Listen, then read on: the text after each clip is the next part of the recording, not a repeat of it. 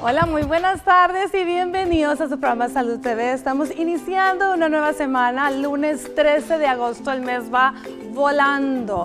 Este día estaremos hablando de un trastorno muy interesante, trastorno obsesivo compulsivo. Veamos la cápsula para que vayamos entrando en calor y luego les cuento quiénes nos acompañan.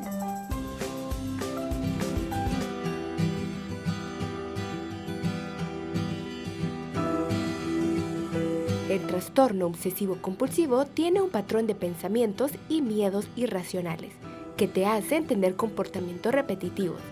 Estas obsesiones y compulsiones infieren en las actividades diarias y causan mucha angustia.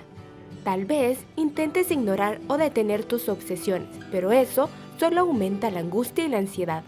En esta última instancia, sienten la necesidad de realizar actos compulsivos para intentar aliviar el estrés. A pesar de los esfuerzos para ignorar o eliminar los pensamientos o necesidades que te molestan, estos vuelven una y otra vez. Esto produce un comportamiento más ritualista y se vuelve en un círculo vicioso. Las obsesiones son pensamientos, impulsos o imágenes repetidas, persistentes e indeseados, que son invasivos y provocan angustia o ansiedad. Podrías intentar ignorarlos o deshacerte de ellos, poniendo en práctica un ritual o comportamiento compulsivo. En general, estas obsesiones te invaden cuando intentas pensar o hacer otras cosas. A menudo las obsesiones tratan sobre distintos temas, por ejemplo, temor a la contaminación o a la suciedad, necesitar que las cosas estén ordenadas simétricamente, ser agresivo, lastimarte o lastimar a otros. Pensamientos indeseados, por ejemplo, agresivos o sujetos religiosos o sexuales. Los signos y síntomas de las obsesiones incluyen temor a contaminarse por tomar objetos que han tocado a otros, dudas sobre si puso llave a la puerta o si se apagó la cocina, estrés intenso cuando los objetos no están ordenados o orientados de una determinada manera, imágenes indeseadas o incómodas en las que te lastimas o que lastimas a otros. Pensamientos sobre gritar obscenidades o actuar de manera inadecuada, los cuales son indeseados y te incomodan. Evasión de situaciones que pueden desencadenar obsesiones, como dar la mano, y angustia acerca de imágenes sexuales desagradables que se repiten en la mente. Puede que sufras de trastorno obsesivo compulsivo y no te des cuenta. Por eso, te invitamos a que te quedes en sintonía de tu programa Salud TV. Nuestros especialistas nos hablarán sobre el tema. Acompáñanos.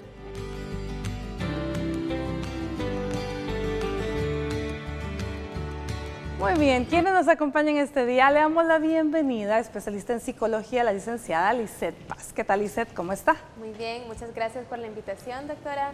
Feliz de estar aquí en este programa para abordar este tema tan interesante. Muchísimas gracias por brindarnos su tiempo. También le damos la bienvenida al doctor Daniel Pereira, neurólogo. ¿Qué tal? ¿Cómo está, doctor? Muy bien, muchas gracias. Nuevamente, gracias por la invitación. Siempre un placer acompañarlos. Bueno, muchísimas gracias. Y por supuesto, le damos la bienvenida aquí a quien comandaría más o menos la especialidad que comanda la psiquiatría, la especialista, la doctora Michelle Soto Maravilla. ¿Cómo estamos, Michelle? Gracias por la invitación. Buenas tardes. Vamos a hablar de un tema muy bonito y ya van a ver que vamos a aprender mucho en esta hora del programa. Definitivamente, me encanta porque aprendemos tanto, yo aprendo muchísimo con todos los especialistas, los amigos, los colegas que nos acompañan. Y hablábamos justo antes de comenzar que hay patologías que se vuelven como moda. Y exacto, esta es una de ellas y uno encuentra hasta en redes sociales que si el TOC, por las siglas, trastorno obsesivo compulsivo, o incluso decíamos que mucha gente ocupa las siglas en inglés, el OCD, ¿verdad? Que vendría siendo lo mismo, pero que viene siendo como que muy frecuente encontrar gente que le dice a uno, es que yo soy o fulano es. Entonces vamos a saber si realmente esto es cierto, si solo es una moda o si existen requisitos puntuales para tener este diagnóstico, Michelle. Sí, así es. El trastorno obsesivo compulsivo es una enfermedad. Vamos a hablar acerca de qué consiste esta enfermedad. Hay mucha gente que, exacto, como usted dice, como moda, dice es que yo soy TOC o yo soy obsesivo porque me gusta ordenar todo por colores, o porque me gusta llegar siempre a la misma hora, o porque tengo mis rutinas. Hay que diferenciar cuáles son los rasgos obsesivos o rasgos anancásticos, que así le llamamos nosotros, rasgos de personalidad obsesivos, a cuál es un trastorno obsesivo compulsivo. Un trastorno es una enfermedad. Rasgos obsesivos podemos tenerlo y es algo normal, incluso hasta nos hace mejores trabajadores, mejores estudiantes, porque somos como bien ordenados, nos gustan las cosas de cierta forma, de cierto orden, entonces ese es un rasgo nada más. Entonces cuando a veces decimos yo soy TOC, solo porque me gustan las cosas de cierta forma, me estoy refiriendo a que es un rasgo, ¿verdad? Un rasgo obsesivo. Un trastorno obsesivo compulsivo, esto tiene que ser diagnosticado por un médico especialista en el área de salud mental o un psicólogo también que conoce acerca de esta área. Ahora, estamos hablando de un trastorno obsesivo compulsivo. Yo creo que toda la gente puede asumir, soy TOC porque, o soy obsesivo, por esos rasgos de obsesividad en ciertas situaciones. Pero, ¿qué es en sí la compulsión? Bueno, la compulsión es un ritual, ¿verdad? Es una actividad o algo que yo tengo que realizar de forma repetitiva, que en ocasiones me parece estar ridícula, pero como obligación la tengo que hacer para disminuir la angustia que tengo. Entonces podemos comenzar a hablar de la definición de qué es un trastorno obsesivo compulsivo. Pues esta es una enfermedad que consiste en tener un patrón repetitivo de pensamientos y de rituales. Entonces, hablamos acerca de pensamientos repetitivos como aquellas imágenes o pensamientos intrusivos en nuestra mente, en el cual no puedo pelear en contra de ellos. Yo considero que esta imagen o que este pensamiento es algo ridículo incluso, pero aunque yo considero que no es algo bueno, no me lo puedo quitar de la mente. Ese es un pensamiento obsesivo. Y muchas de estas personas, además de tener estos pensamientos obsesivos, se pueden acompañar también de compulsiones, que son rituales, son conductas repetitivas que yo tengo que hacer con la finalidad de disminuir la angustia que me ocasiona el pensamiento obsesivo. Por ejemplo, si yo tengo un pensamiento que yo estoy contaminada porque toqué la perilla de la puerta, como obsesión, como compulsión o como ritual, yo tengo que lavarme las manos, digamos, 20 veces.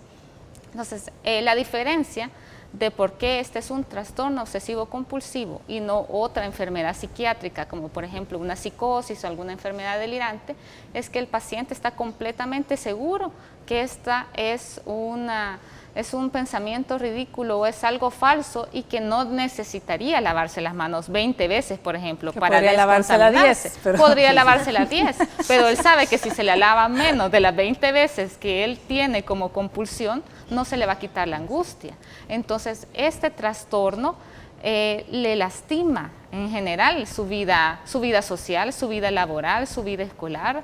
Por ejemplo, estos niños pasan 1 hora lavándose las manos, los adolescentes, y por eso llegan tarde al trabajo, no hacen las tareas, o por ejemplo, llegan tarde a la escuela, perdón, por ejemplo, no hacen las tareas porque tienen que abrir y cerrar el cuaderno 50 veces antes de empezar una tarea.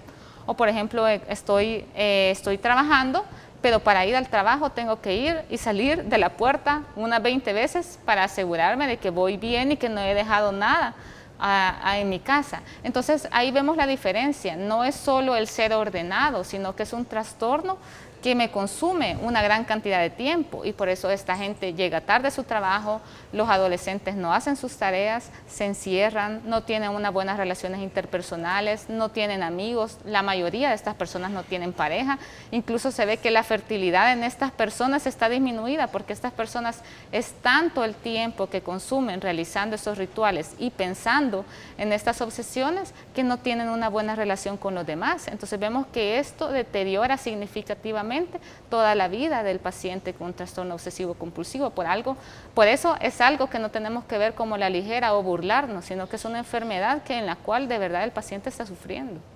Y estamos hablando de que no es solo una obsesión, o sea, no es solo un ritual. No es solo o sea, un ritual. una misma persona tiene cualquier cantidad de rituales que tiene que ejercer durante todo el día. Así es, exacto. Incluso puede haber variantes del mismo trastorno obsesivo compulsivo. Hay algunos que solo se acompañan de obsesiones, hay algunos que solo tienen compulsiones y hay algunos en los cuales tienen ambas, ¿verdad? No solo la higiene, por ejemplo, estamos hablando que ese es como de lo más frecuente, pero también pueden tener imágenes recurrentes en su cabeza que el paciente no las quiere tener. Es como una idea intrusa o parásita, decimos. Está esa idea, por ejemplo, si a mí se me viene algo malo, comienzo a pensar en algo negativo para mí y no me gusta, pues mejor me pongo a hacer otra cosa o pienso en algo más, en algo que me haga sentir mejor. Pero un paciente con un trastorno obsesivo no se puede sacar ese pensamiento o esa imagen de la mente aunque quiera. Entonces se vienen imágenes, por ejemplo, de blasfemia, imágenes sexuales, imágenes de contaminación que al paciente lo hacen sentir mal y culpable y que en muchas ocasiones no se lo dicen ni siquiera a sus padres o a su pareja. Entonces estos pacientes pueden llegar a deprimirse o incluso a suicidarse por sentirse tan mal debido al trastorno. Definitivamente una situación muy delicada la que estamos hablando, por lo tanto, si usted es de los que dice a la ligereza, realmente yo soy TOC o soy OCD, la próxima vez hay que pensarlo mejor porque realmente esta es una patología que requiere muchísima atención. Vamos a una pausa y volvemos con más de este tema.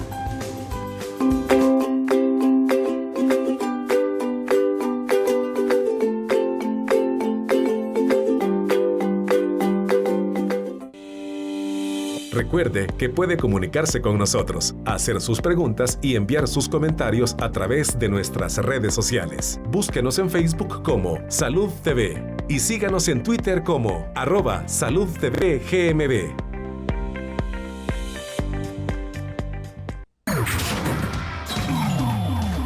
Estás viendo Salud TV.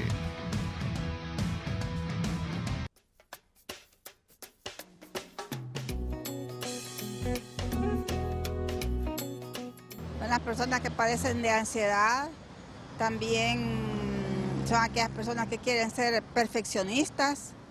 Pues son agresivas, o sea, todo el tiempo andan enojadas, nunca están tranquilos, pues.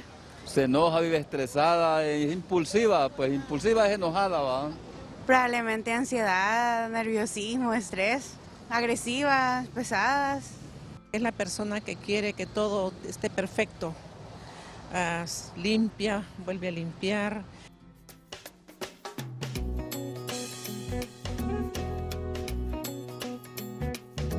Bueno, muchísimas gracias a las personas que responden a nuestro sondeo. Nos parece interesante. La gente muchas veces tiene la idea de que las personas con el trastorno obsesivo compulsivo son agresivas. ¿Realmente existe la agresividad en este cuadro, doctor? No, realmente no es una de las características que nosotros consideramos de un paciente obsesivo compulsivo. Tal vez el tema de compulsión es el que confunde un poco a las personas, ¿verdad? Pero no, la compulsión es lo que explicaba Michelle, ¿verdad? El hecho de tener un ritual que hay que repetirlo y que nos genera una tranquilidad de esa idea obsesiva que está intrusa. Pero usualmente como agresividad no es muy Ahora, grave. usualmente, según lo que ha explicado Michelle, pregunto, no sé si estoy equivocada, siempre hay dentro del ritual la misma compulsión lleva siempre algo numérico, o sea, siempre es darle 3 vueltas a la o sea, echarle llave 5 veces a la puerta, quitarle, o sea, siempre hay algo numérico. No siempre, pero sí pudiera ser. Porque, por ejemplo, hay personas cuya obsesión es el estar contaminado con cierta enfermedad, por ejemplo, VIH. Entonces, esta persona necesita hacerse un examen, ¿verdad? Entonces, lo ve y es como, ay, vaya, estoy tranquila, no tengo. Y luego, cuando vuelve a entrar esa idea, se lo vuelve a hacer, pero no es que necesariamente se lo tenga que hacer una cantidad de veces en el año. Ahora, con el resto de cosas, es parte de la obsesión de una persona con trastorno obsesivo compulsivo, en el cual se dirige por formas, tamaños, volúmenes y también por números. Entonces sí tiene bastante que ver, no necesariamente ritual, siempre tiene que ser con números, pero sí es parte de la misma enfermedad. Parte de la misma. Ahora bien, Lizeth, ¿de qué tan temprano podemos encontrar a una persona con trastorno obsesivo compulsivo? ¿Pueden haber niños? Sí, pueden haber niños con ese trastorno. De hecho, se puede diagnosticar a partir desde los 8 años, entre los 8 a 12 años de edad, podemos empezar a ver las características, ¿verdad? Desde pequeños.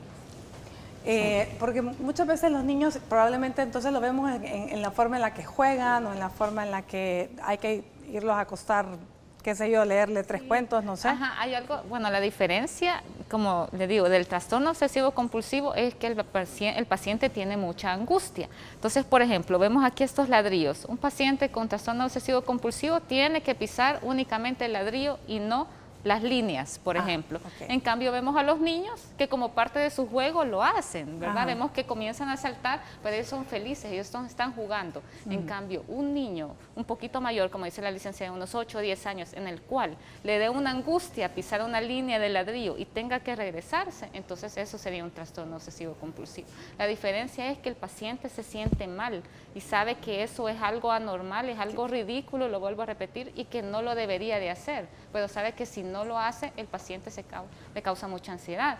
De hecho, hasta la clasificación de antes del 2013, los trastornos obsesivos compulsivos estaban dentro de los trastornos de ansiedad, pero ahora ya se ve que es una entidad completamente diferente, pero sí es algo que causa mucha angustia. Entonces quizás ahí sería la diferencia con los niños y adolescentes, ¿verdad? Que si el niño lo toma como juego, que se acuesta y comienza a contar, por ejemplo, las losetas del cielo falso y está jugando, es nada más como su parte infantil, pero si el niño lo tiene que hacer tantas veces antes de dormirse, entonces sí podríamos hablar de un trastorno obsesivo.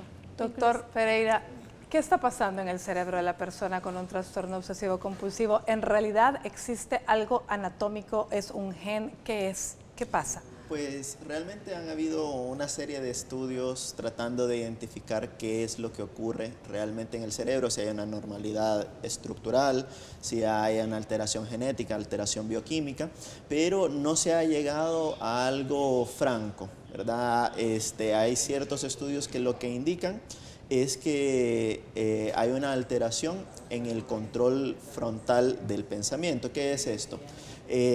Yo tengo ciertos impulsos, normalmente todos los tenemos, pero mi lóbulo frontal es el que me permite a mí controlar esos impulsos y modularlos según la necesidad social o las normas previamente establecidas. Pero se ve una alteración aquí a este nivel, a nivel del lóbulo frontal, el giro del cíngulo, que no permite controlar adecuadamente ciertos impulsos y vienen las compulsiones.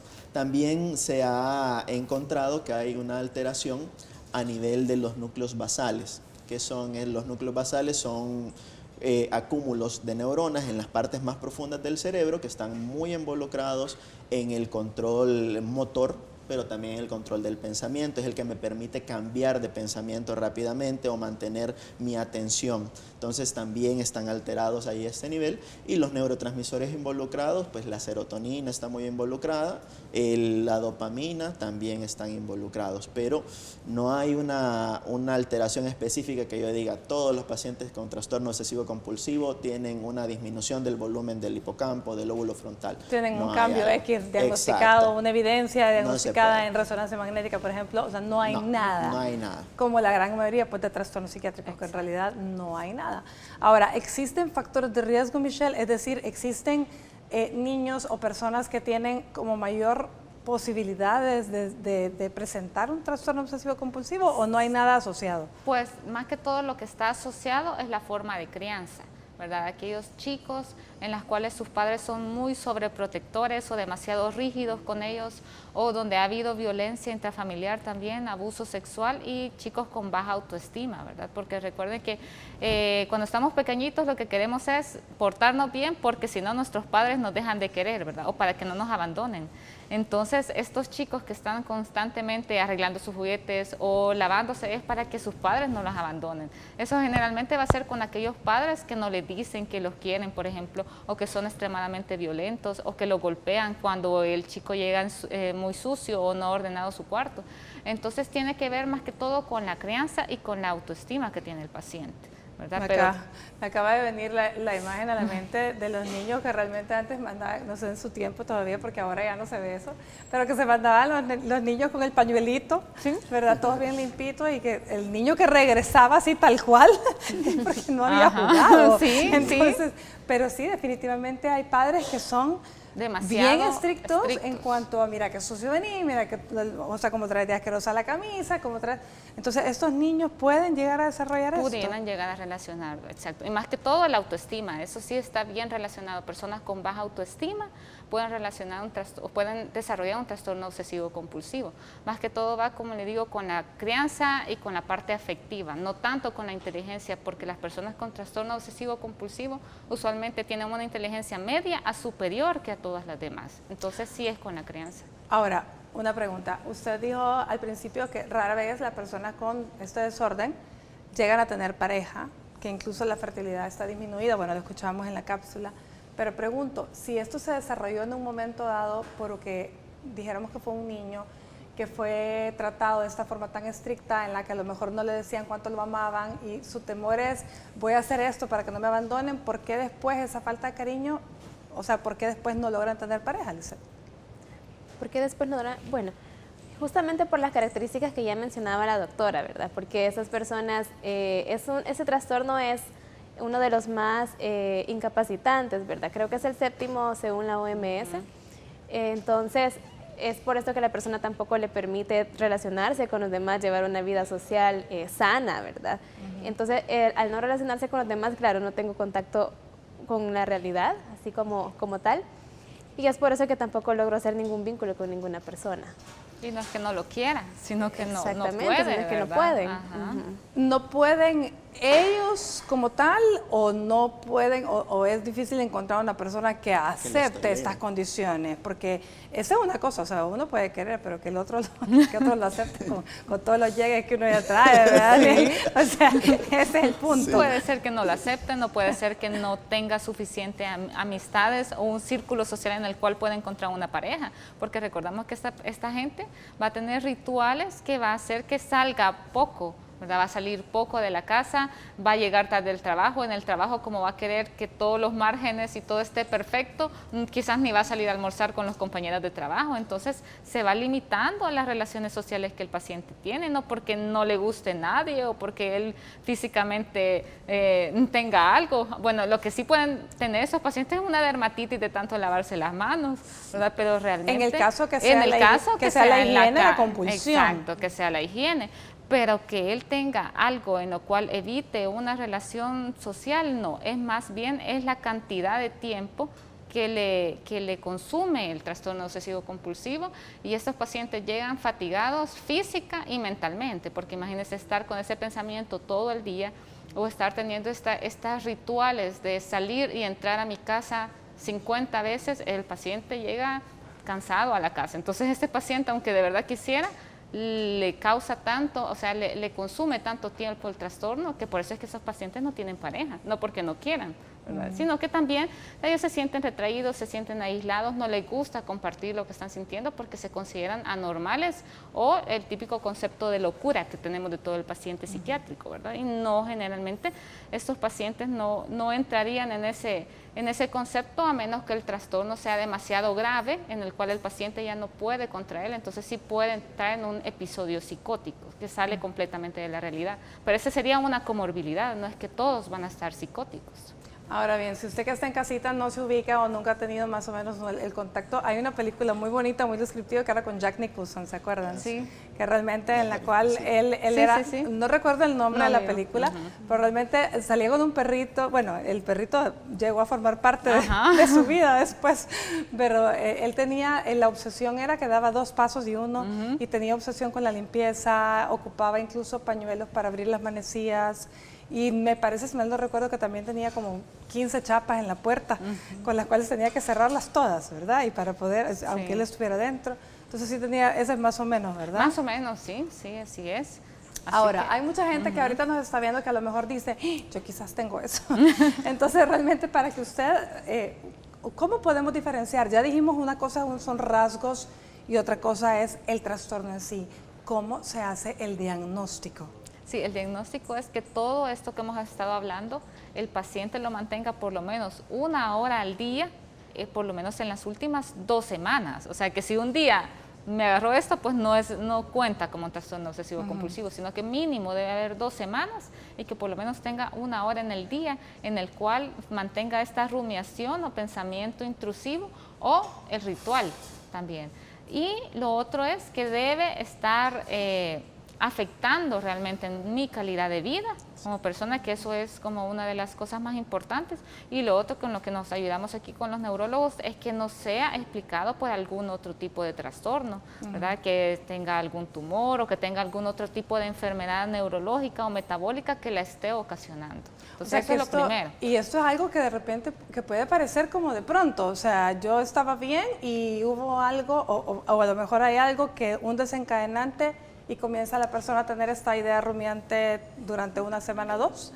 Sí, pudiera ser, pero generalmente esto empieza en la niñez, adolescencia, o sea que si yo soy un adulto normal y de repente comienzo eso, pues usualmente no va a ser un trastorno, a lo mejor va acompañado de algo más o algo médico. O puede ser realmente un ataque de ansiedad desencadenado por una circunstancia especial en su vida y no que usted sea un trastorno obsesivo compulsivo que se mantuvo oculto hasta el día de hoy. Eso es bien difícil. Bueno, muy bien. Vámonos a relajar un poquito con los consejos y tips que nos va a dar Lianik Porlaska en nuestra sección de Peace and Yoga. Ya volvemos.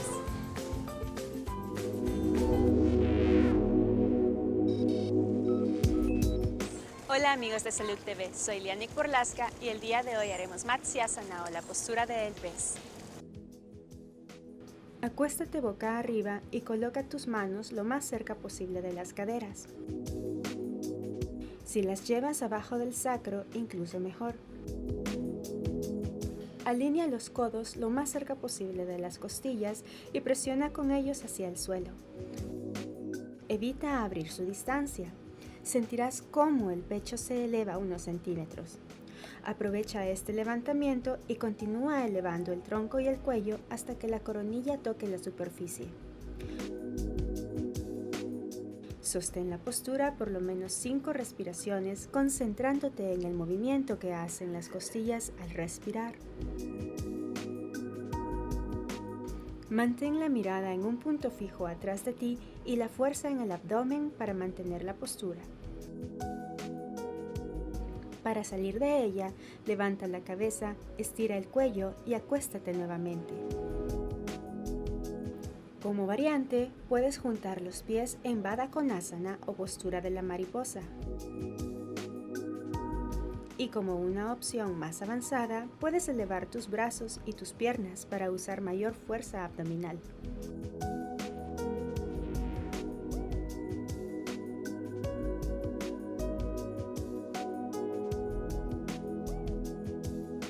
Algunos de los beneficios de esta asana son: mejora la postura corporal, fortalece los músculos de la espalda, estira el pecho y diafragma, mejora la capacidad pulmonar y elonga cuello y garganta.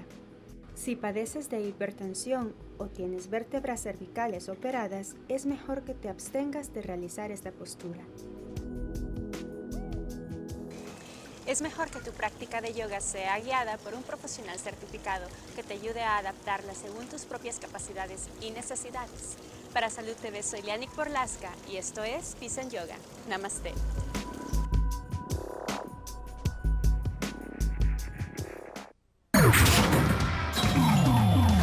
Estás viendo Salud TV.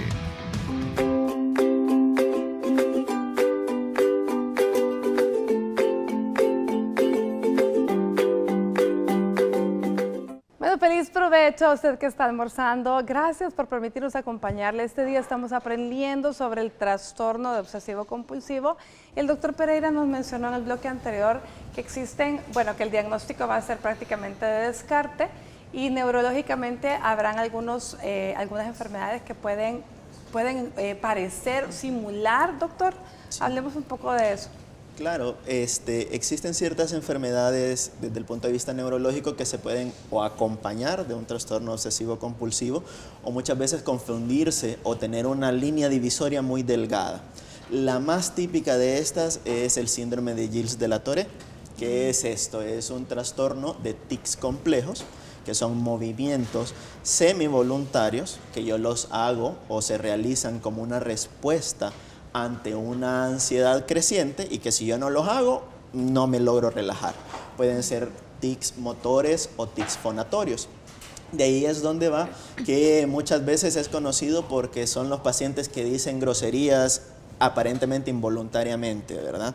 Pero no es tanto así. Pueden ser palabras repetitivas, pueden ser sonidos repetitivos como de aclarar la garganta, y los movimientos que pueden ir incluidos únicamente simples como cerrar los párpados o parpadear rápido, o pueden ser complejos en donde incluyen ya varias partes del cuerpo. Entonces, en estos casos es donde más se acerca el área neurológica con el área psiquiátrica del trastorno obsesivo compulsivo, en donde muchas veces no sabemos dónde termina uno y dónde comienza la otra. Ahora Están bien, muy relacionados. pregunto, ¿en este síndrome de la Tourette existe algo, aquí sí hay algo anatómico? No, tampoco. No se ha encontrado ninguna alteración anatómica. Hay algunos factores genéticos relacionados, se han identificado algunos genes que son como que aumentan el riesgo, pero que no es directamente autosómica dominante. Es decir, yo no tengo ese gen que se va a ir pasando de familia en familia. En otros casos, lo que puede ocurrir también es que los pacientes con trastorno obsesivo compulsivo pueden tener lo que llamamos síntomas neurológicos suaves o leves. Pueden tener alteraciones en la coordinación, pueden tener alteraciones en las funciones ejecutivas también. ¿Qué son las funciones ejecutivas? Son funciones que están localizadas siempre en el lóbulo frontal, en donde yo tengo la capacidad de realizar una actividad, planear lo que voy a hacer, revisar que esté bien hecha, si no está bien hecha, cambiar mi patrón o plan previo y censar que eso se haya realizado adecuadamente. Todo esto lo estamos realizando en todo momento de manera automática. Entonces puede haber alteración ahí a ese nivel, en las funciones ejecutivas. Entonces, si nosotros encontramos alteraciones ejecutivas en un paciente o encontramos que hay movimientos involuntarios o semivoluntarios, ahí sí tendríamos que descartar estas otras patologías. ¿Cómo lo descartamos? Pues clínicamente. Cuando nosotros necesitamos un estudio neurológico, llamémoslo una resonancia magnética, un electroencefalograma, pues el electroencefalograma realmente no estaría indicado en estos casos. La resonancia magnética o TAC cerebral, cuando yo tenga otros hallazgos que me hagan pensar, digamos que se acompañe también de alteración en la sensibilidad en una mitad del cuerpo o alteración en la motricidad, que me hagan pensar que hay alguna lesión que está afectando estas regiones de los núcleos de la base.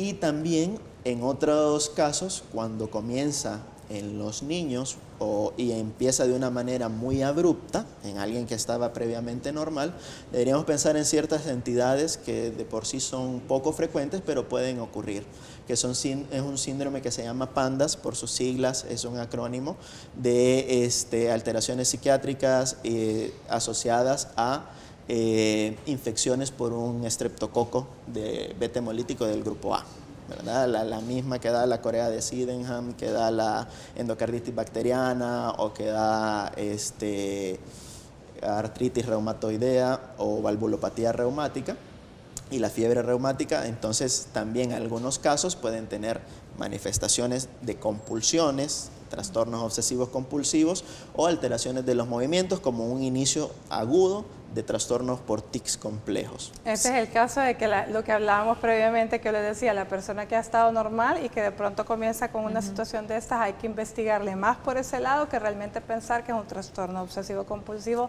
que hasta ahora se presenta, o sea, eso no existe. Muy bien, Lisette. ¿Existen algunos test psicológicos con los cuales ustedes pueden hacer el diagnóstico en el caso, por ejemplo, que los niños, porque muchas veces los padres con las características que mencionaba Michelle, que un niño puede presentar los primeros indicios de ser un trastorno obsesivo compulsivo, parecen jugando, pero hay padres que también a lo mejor tienen rasgos obsesivos y van y quieren consultar y quieren que los evalúen y muchas veces puede ser que los lleven al psicólogo.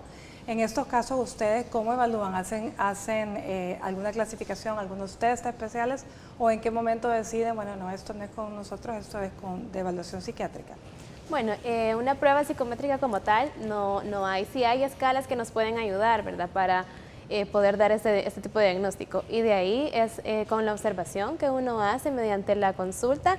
Generalmente es un trastorno que es bastante notable, ya que incapacita a la persona. Por ejemplo, en los niños lo podemos notar también si ellos no quieren jugar en la tierra, que es algo bien natural, ¿verdad? O quieren jugar con otros niños, y uno le pregunta, ¿y por qué no quieres jugar? ¿Te sentís mal? No, es que tengo miedo de contaminarme. Entonces ahí ya hay que irle poniendo ojo, ¿verdad? Claro que si esto es algo frecuente, es decir, que el niño lo presenta, tiene 2 o 3 semanas de no salir a jugar porque tiene miedo de infectarse o de llenarse de las manos de gérmenes o de microbios. O también le podríamos preguntar al niño si tiene algún pensamiento, alguna idea o algunas imágenes que se le vengan frecuentemente a la mente, ¿verdad? Para ir como explorando desde ese punto. Qué difícil, porque hasta qué punto voy a poder hacer yo el diagnóstico de un niño de 8 años que no me dice pronto que no quiere jugar en la tierra porque no quiere contaminarse. O sea, ¿quién le puso esa idea en la cabeza? ¿Será que es la mamá la que tiene ese problema, Sí, Michelle? exacto. Más pareciera que cuando son chicos así, ¿verdad? Es precisamente por los padres. Por eso el diagnóstico en trastorno obsesivo compulsivo más que todo lo hacemos en adolescentes, porque pensamos que el niño todavía tiene la idea de que no se tira, por ejemplo, a jugar porque sabe que el papá lo va a regañar si llega sucio. Entonces no es más como que él quiera, ¿verdad? No quiera o que se sienta angustiado, sino que es por lo que van a decir de mí. Me va a regañar mi papá, me va a regañar mi maestra, ¿verdad? Entonces por eso es tan difícil hacerlo en los niños. Por eso más que todo lo hacemos a partir de la adolescencia. Y los años quizás en los cuales se hace más el diagnóstico es entre los 20 a los 25 años. O sea, ya no son ni siquiera adolescentes. Ya no son ni siquiera adolescentes. Lo que sucede es que al joven todavía es muy introvertido y le da mucha pena. Entonces, los que llegan a consultar son ya los adultos jóvenes, los cuales ya están teniendo problemas en la universidad o en el trabajo y ya no aguantan y quieren consultar, ¿verdad? Definitivamente muy bueno, muy interesante, así que habría que ver, porque realmente los niños muchas veces a esas edades ni siquiera entienden tan bien que es una infección, que es contaminarme, que es un germen, sino que realmente es una idea, tú tenés alergia a tal cosa y no le dan, ahora todos los niños son alérgicos al gluten, no le quieren dar nada, pero en fin. Vámonos a una pausa comercial, pero antes quiero que veamos la siguiente nota. El doctor Santiago Trigueros, ginecólogo ultrasonografista, nos comenta qué hacía él en 1993 cuando Canal 21 comenzaba a trabajar en televisión salvadoreña y cómo se siente de formar parte del staff de Médicos de Salud TV, que seguimos haciendo historia ahora que celebramos 25 años. Veamos.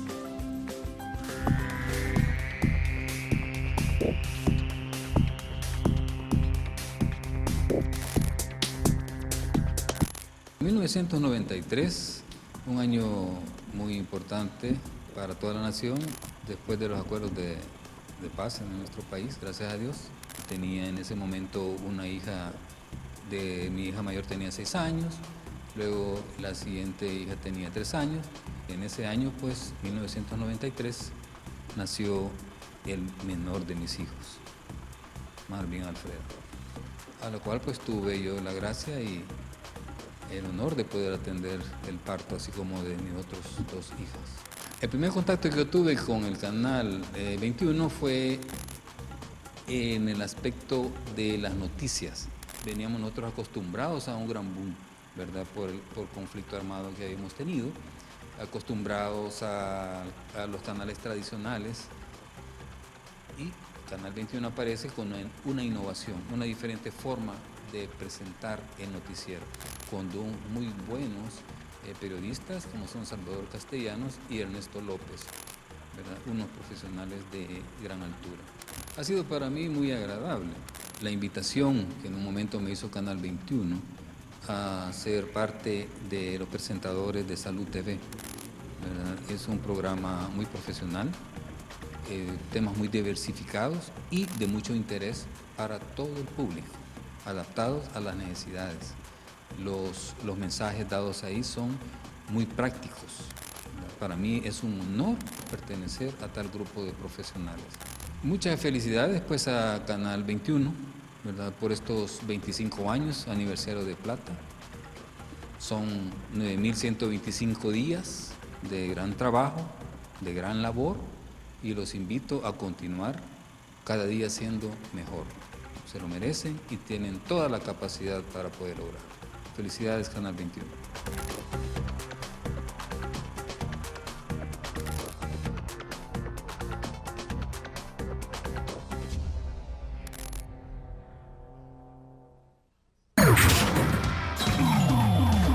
Estás viendo Salud TV.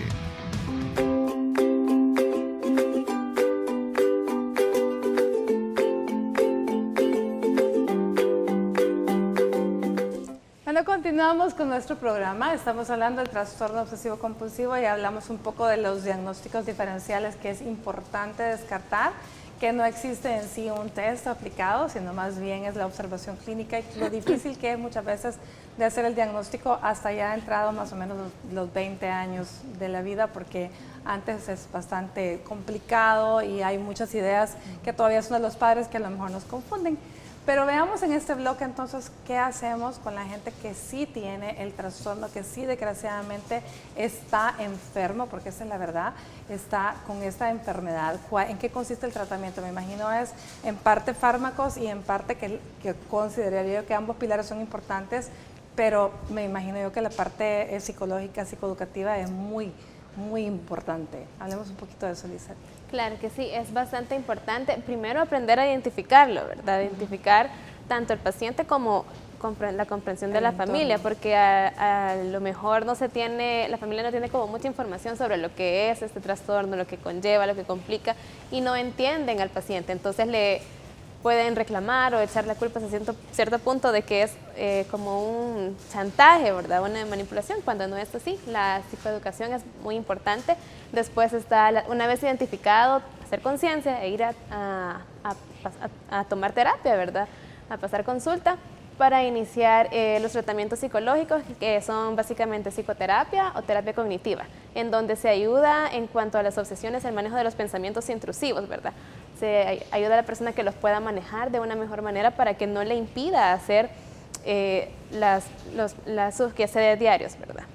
¿De qué forma, licenciada? O sea, ¿de qué forma lo hacen? Yo me pregunto esto porque yo me pongo en el lugar de una persona con una idea intrusiva que está molestándome todo el día y que me genera angustia y no me lo puedo quitar de encima. ¿Realmente esto es a pura terapia o cómo le dan herramientas o más o menos cómo lo hacen? Sí, es un entrenamiento. Lo primero es identificar el pensamiento, ¿verdad? Porque algo es muy importante reconocer es que la persona sufre de ansiedad por las cosas que está pensando más que por lo que está pasando en el momento que ella se imagina que puede pasar. Entonces, lo primero es reconocer los pensamientos. Bueno, ¿qué estoy pensando? Y tratar de ponerle como un alto y empezar a buscar como la raíz de ese problema, darle vuelta. Bueno, ¿y será que si realmente no me lavo las manos 10 veces, me voy a enfermar voy a tener una enfermedad muy grave que me pueda causar la muerte? ¿Será necesario lavarme las manos con detergentes muy fuertes a tal grado de lacerarme la piel para evitar enfermedades? Entonces, cuando vemos estas ideas, las vamos encontrando lógica, ¿verdad? En cierta medida la persona le va bajando los niveles de angustia. Claro que este es un proceso, no en 1 o 2 terapias, la persona va a aprender o va a poder hacer ese tipo de cosas, más si ya ha pasado una vida entera con ese trastorno. No, me imagino porque aquí acaba de decir Michelle que son gente, o sea, son rituales y las compulsiones son rituales que la gente conscientemente acepta que son ridículas y que no va a pasar lo que ellos creen que va a pasar, pero también sé que si no lo hago de igual forma no libero mi ansiedad. Entonces ahora vuelvo para este lado, entonces probablemente el tratamiento inicial deben ser ansiolíticos, fármacos para liberar relajar un poquito. O sea, de hecho sí necesita psicofármacos, ¿verdad? El trastorno obsesivo compulsivo es algo, lleva un componente biológico, lleva un componente psicológico y por ende va a necesitar ambas cosas. Quizás antes de pasar a la parte biológica, agregarle un poquito a la licenciada acerca de algunas terapias cognitivas. Por ejemplo, hay unas que se llaman terapias de exposición, ¿verdad? En la cual, por ejemplo, yendo a lo más básico, lo de la contaminación, ¿verdad? El paciente que después de tocar la perilla tiene que ir corriéndose a lavar, vamos a irle enseñando, bueno, va a tocar la perilla, pero ahora va a esperar 15 segundos para irse a lavar.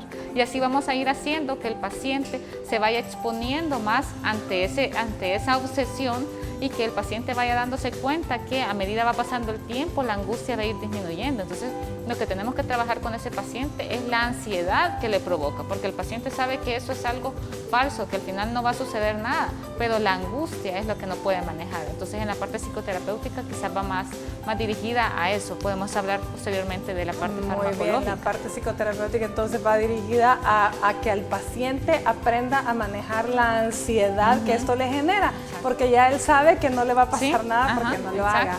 Muy bien. Bueno, veamos los siguientes tips de salud, cómo reconocer un trastorno obsesivo compulsivo. Ya volvemos.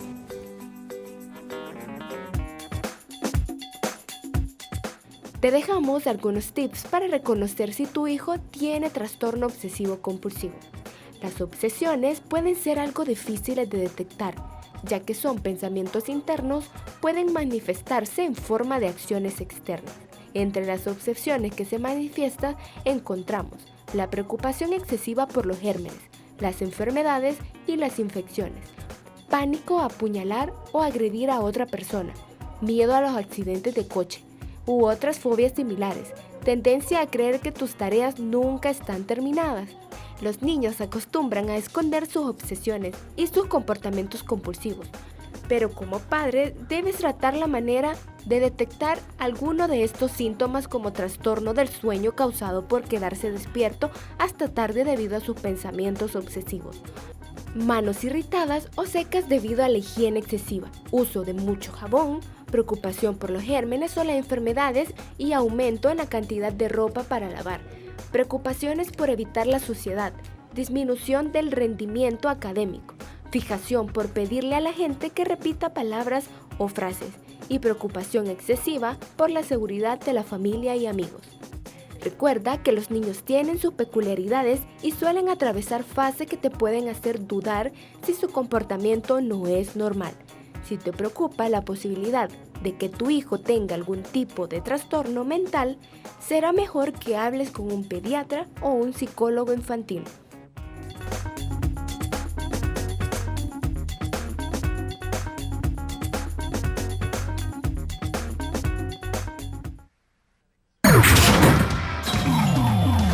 Estás viendo Salud TV.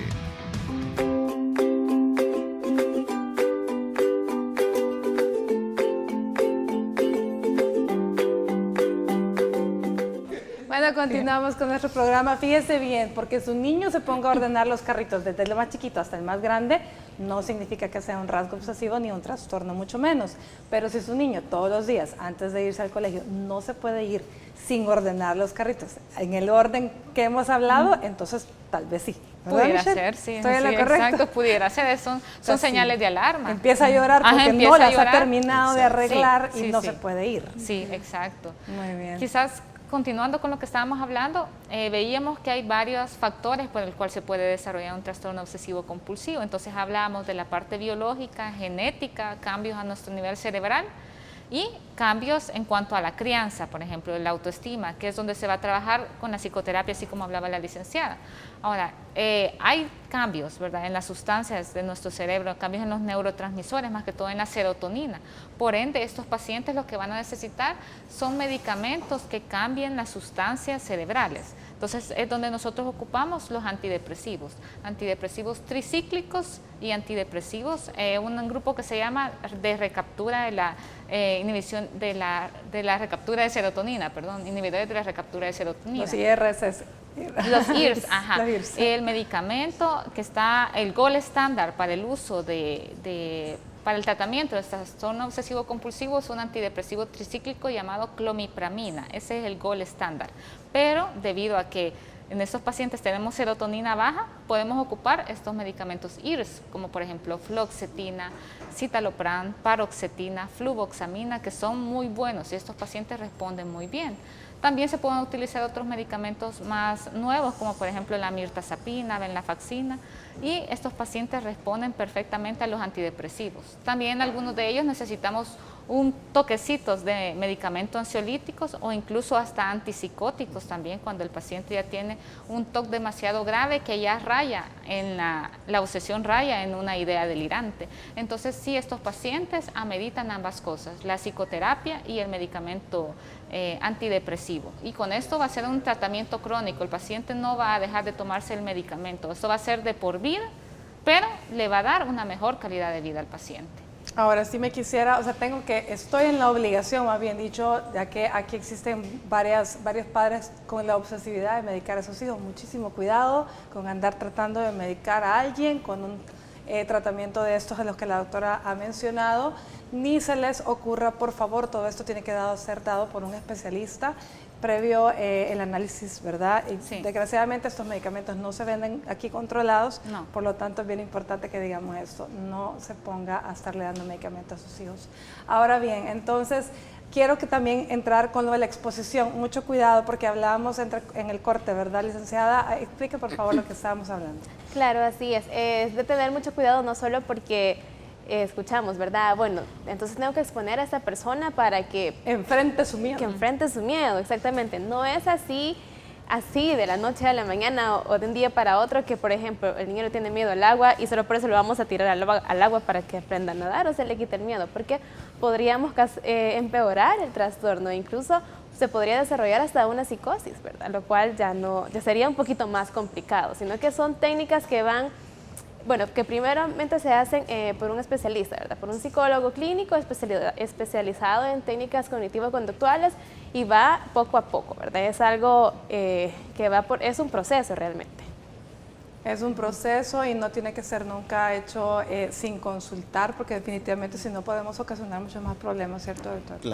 Claro, siempre puede ocurrir esta exposición muy brusca a la cosa que le genera miedo, pues va a producir una alteración o un evento traumático, que no es la idea, pues no es traumatizarlo, sino que poco a poco irlos exponiendo a las situaciones que le generan ansiedad para que él se vaya acostumbrando poco a poco sin la necesidad del ritual. Y ahora bien, fíjese que no le estoy hablando, esta terapia de exposición, creería yo que no solamente aplica para el trastorno obsesivo compulsivo, sino también para todo aquello que le genere ansiedad a un niño o a un adulto. Y lo hablábamos, es bien importante, porque ¿qué podría tener de patológico que un niño no se pueda dormir todas las noches porque le genera angustia no tener X peluche en su cama? ¿Esto sería un problema que podría significar un diagnóstico de estos o sencillamente es una transición? Puede, dependiendo de la edad del niño y por cómo se está desarrollando, porque puede ser una etapa de transición en la cual, por ejemplo, el niño comienza a ir a estudiar, comienza a ir a la escuela, está desapegándose de los padres, entonces necesita un objeto transicional y si se lo quitamos de repente el niño se va a sentir como abandonado.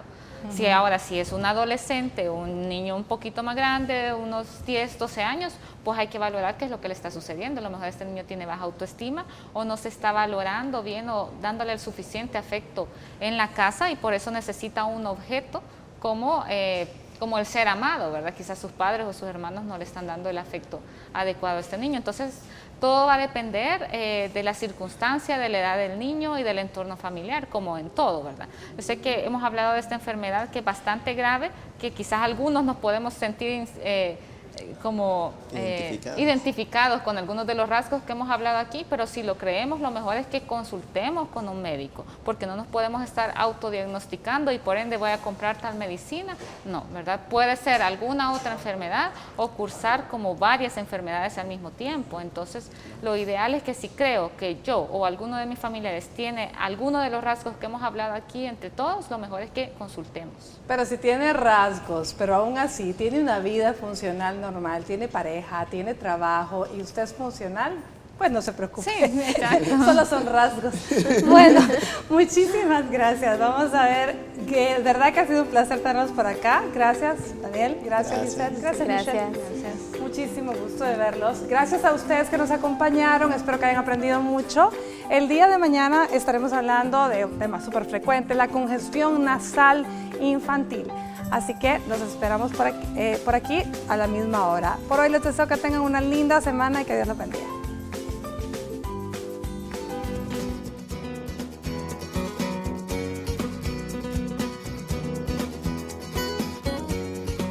Aparte del trabajo terapéutico profundo a realizar para ayudar a las personas con trastorno obsesivo compulsivo, hay una serie de cuestiones básicas y consejos que son primordiales e imprescindibles a tener en cuenta. Algunos de ellos son: sé empático. Esta es una práctica común en la terapia para que les ayudes a las personas a sentirse conectadas y comprendidas. Por ejemplo, imagina que tu pareja romántica necesita arreglar sus alimentos de una manera muy específica y peculiar antes de cada comida. Al principio podría parecerte raro y le pides que se detenga o critica su comportamiento extraño. Sin embargo, después de un tiempo, cuando descubras las razones más profundas, lo más probable es que sientas empatía. Bríndale apoyo emocional a tu ser querido. Este es increíblemente importante. Puede ayudar a las personas a sentirse conectadas, protegidas y amadas, pues demostrarle tu apoyo con solo estar ahí cuando quiera hablar de sus pensamientos, sentimientos o compulsiones. Sin importar lo que hagas, siempre evita el juicio y la crítica. Si haces esto, puedes obligar a tu ser querido a ocultar su trastorno, lo que dificulta la posibilidad que reciba tratamiento adecuado y también pueda provocar una ruptura en tu relación con esa persona. Quizás se sienta mejor contigo si eres tolerante.